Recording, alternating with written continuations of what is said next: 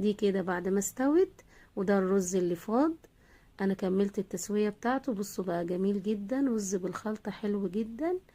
والفرخة حطيتها دهنتها صلصة، وحطيتها يعني تحت الشواية بالظبط 5 دقايق، ادتني اللون اللي حضراتكم شايفينه ده.